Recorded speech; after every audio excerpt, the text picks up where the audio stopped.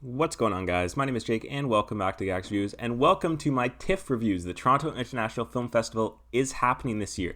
I had a chance to go last year in person, see some films like Limes Out, Ford versus Ferrari, and this year, unfortunately, it is virtual. However, there is an in-person, but I am not doing that. I'll be watching films virtually, and I got 3 films on the docket. The first of 3, the first one, which is this review, Nomadland, the new film by Chloé Zhao, and we're going to talk about this. So I want you guys in the comment section below, have you seen this film yet? Are you looking forward to seeing this film yet? If you haven't seen it, and what's your favorite Chloé Zhao movie?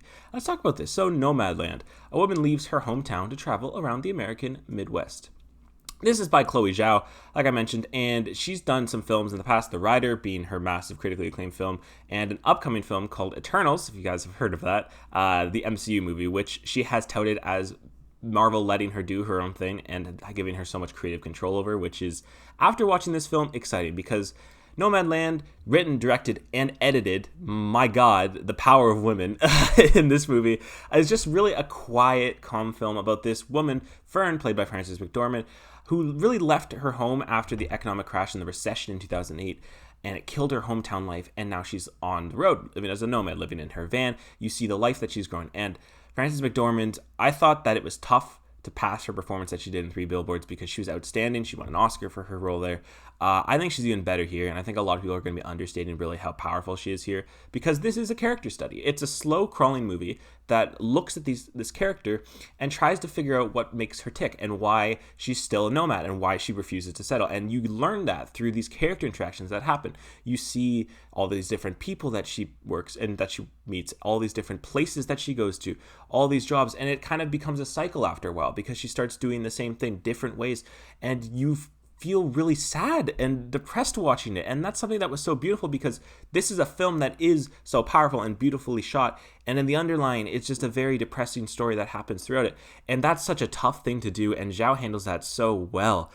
It was really fascinating seeing all these different places she went to. You saw the different jobs, working from Amazon to in a kitchen to working in an RV camp, and all of these different things, and just seeing her and all these characters that have a different life outside of her, except for Fern. Fern is really the one who's just staying a nomad and refusing to move back, and I'm not going to get into spoilers with that, but you learn more stuff about her husband and why exactly she's not doing that and why she refuses to move back, and it's all such beautifully thin. And like I mentioned, this is a very slow crawling film. A lot of people might not like that, and for me, I'm not one that loves slow moving films. I do love character stories, but I think that this was a very slow moving film, but it just added to the overall feeling that was beautiful yet very chillingly depressing. And it's just such a powerful movie, from that cinematography, which every scene looks like a work of art. And if you've seen the trailer, which I'm putting snippets in here, you'll even notice how beautiful it is. And the calm score that just perfectly captures the world that Zhao is building. Just Nomadland is such a beautiful, calm film that is ultimately very depressing and raises a side of cinema that not a lot of people capture, especially in modern day Hollywood films. Not a lot of people talk about the homeless people, the nomads, none of these things. No one talks about this, and I think that's really powerful. And Chloé Zhao should be really proud of the film she's made. I think that this is going to be sweeping the next year and into the Oscars. I think this is a Best Picture contender, and Frances McDormand is probably a lock for Best Actress at this point. But guys, be on the lookout for Nomadland. I love this thing. I'm going to give Nomadland a 4. So yeah, that's my first review for the weekend. I got 2 more coming. I got one tonight and one tomorrow, and I'm not going to say those ones yet because I'm really excited to talk about them. Yeah, that's Nomadland. I want you guys in the comment section below. What do you think of this film? Are you going to be checking it out now? And if you haven't, I want you to hit that like button and subscribe. I got more reviews, like I said, and thanks for watching. I'll see you guys in the next one.